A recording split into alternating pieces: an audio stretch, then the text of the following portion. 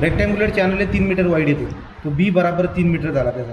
ठीक आहे, बी बराबर 3 मीटर झाला, रेक्टँग्युलर चॅनलचा बी झाला. रेक्टँग्युलर चॅनल जो आहे त्याची विड्थ 3 मीटर आहे. Carries water a normal depth of 0.5 metre. तर त्याची जी डेप्थ आहे तो डिप्थ आहे समजा वाय किती दिला आहे 0.5. तुम्ही वाय बोला किंवा डी बोला, डेप्थला डी किंवा वाय बोलतो ना आपण. तो ठीक आहे, डी किंवा वाय बोला. 0.5 मीटर त्याची डेप्थ झाली. चॅनलचा लॉन्जिट्युडनल स्लोप जो आहे, स्लोप म्हटल्यावरती लॉन्जिट्युडनल स्लोप म्हणजे बेड स्लोप, तो बेड स्लोप बोला, लॉन्जिट्युडनल स्लोप बोला, ज्याला यस ने दाखवतो आपण. किती येतो 1/200. 1/200 लॉन्जिट्युडनल स्लोप या. ठीक आहे, कोइफिशिएंट ऑफ रफनेस किती आहे, कोइफिशिएंट ऑफ रफनेस 0.018. आता कोइफिशिएंट ऑफ रफनेस जो आहे हा मॅनिंगचा राहतो. कोणाचा? मॅनिंगचा, म्हणजे कॅपिटल एन. किती आहे 0.018. डिस्चार्ज पर युनिट विड्थ काढायची. तो 1 नंबर मला डिस्चार्ज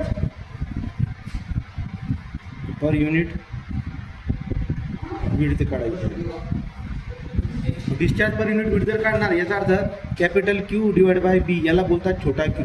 तर छोटा क्यू जर तुम्हाला काढायचं आहे बाळा डिस्चार्ज पर युनिट विड्थ, तो काढता येईल. मग पहिले क्यू काढून घ्या. म्हणून क्यू कसा काढतात? Area into velocity. एरिया आपल्याकडे काय आहे आता? बी इंटू डी हा झाला एरिया. पण व्हेलॉसिटी कशी काढतात? 1/n r⁻²/3 s⁻1/2. तर विषय असा आहे की आपल्याला एरिया तर भेटून गेला, आर कसा काढणार तुम्ही? याचा आर काय असतो रेक्टँग्युलरचा सांगा? a/b. तो बी इंटू डी. मी फॉर्म्युला लिहून घेतो पहिले. 1/n रेक्टँग्युलरचा आर जो असतो तो असतो बी प्लस 2d.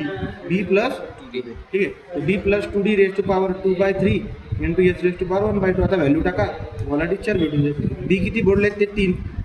तो 3 इंटू डेप्थ किती आहे 0.5 into 1 divide by Manning's constant 0.018 into b किती बोललो चालू 3 प्लस 2 इंटू डेप्थ किती आहे 0.5 रेज टू पॉवर 2/3. एस किती आहे 1 divide by 200 raise to power 1/2. याला डायरेक्टली जर तुम्ही सॉल्व्ह केलं तर तुमचा डिस्चार्ज येऊन जातो. याला आपण सॉल्व्ह करून बघूया फास्टमध्ये. बघा, करायची गरज नाही आहे, सरळ सॉल्व्ह. ठीक आहे, तो सरळ सॉल्व्ह केलं तरी आन्सर येणार आहे 14.84. डिस्चार्ज जरा खूप जास्त देतोय, 14.84 मीटर क्यूब पर सेकंड. हा झाला आपला डिस्चार्ज. आपल्याला काही डिस्चार्ज काढायचं आहे का? आपल्याला छोटा क्यू काढायचा. छोटा क्यू काय असतो? Q divide by b. 14.84 divide by b किती दिला आहे 3. किती डिवाइड बाय 3 करून टाकू आपण. 4.94 म्हणजे 4.95 मीटर. 4.95 मीटरनी लिहिता येणार तुम्हाला. हा डिस्चार्ज पर युनिट विड्थ आहे ना, मीटर क्यूब पर सेकंड पर मीटर. या पद्धतीने तुम्हाला त्याचा युनिट दिसायला. ठीक आहे, तर पहिली कन्सेप्ट जी आहे ती आपण क्लिअर करून घेतलेली आहे. उत्तर किती आलंय? आता बघा इथे आर जो आहे आपला, आर काढताना थोडी मिस्टेक झालेली आहे. थोडी मिस्टेक कशी? बघा, आर इज इक्वल टू आपला एरिया डिवाइड बाय पेरीमीटर असतो. एरिया जर काढला गेलो तर बी इंटू डी आहे आणि पेरीमीटर बी प्लस 2d आहे. आपण डायरेक्टली काय केलं? पेरीमीटरचा वापर करून टाकला आहे. तो तिथे चूक झाली, जरा व्यवस्थित दुरुस्त करून घेऊया. तर बी किती आहे? बी आहे 3, डी आहे 0.5 डिवाइड बाय बी आहे 3 प्लस 2 इंटू 0.5. आपण डायरेक्टली आर इथं काढून बघूया किती येतो. बघा, आर जर आपण काढला तो 3 into 0.5 divide by 3 plus 2 into 0.5. याचं उत्तर जे येते ते 0.375 मीटर. तो आर या पद्धतीने येतोय. तुम्ही जिथे पण आता आर असेल याला खोडून टाका आणि या आरच्या ऐवजी काय ठेवा तुम्ही 0.375. 0.375. आता कॅल्क्युलेट करून बघूया आपण. बघा, तो 3 इंटू 0.5 इंटू ब्रॅकेटमध्ये जातोय 1 डिवाइड बाय किती 0.018. पुढे जाऊया इंटू ब्रॅकेटमध्ये 0.375 रेज टू पॉवर किती आहे 2/3.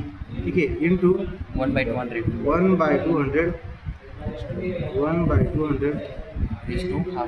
Raise to power 1/2. बघू याचं उत्तर किती येते. याचं उत्तर येते 3.06. किती येते? क्यू तर 3.064 मीटर क्यूब पर सेकंड. आणि याला आपण डिवाइड बाय काय करायचं? डिवाइड बाय आपल्याला विड्थ करा. आता क्यू आला, छोटा क्यू काय असतो? क्यू डिवाइड बाय बी.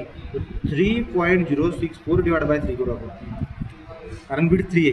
उत्तर किती येते बाळांनो? उत्तर येते 1.02 मीटर क्यूब पर सेकंड पर मीटर. या पद्धतीने उत्तर राहील. तर क्यूचा आन्सर आहे 1.02 मीटर क्यूब पर सेकंड पर मीटर. या पद्धतीने पहिला आपण आन्सर शोधून टाकलेला आहे.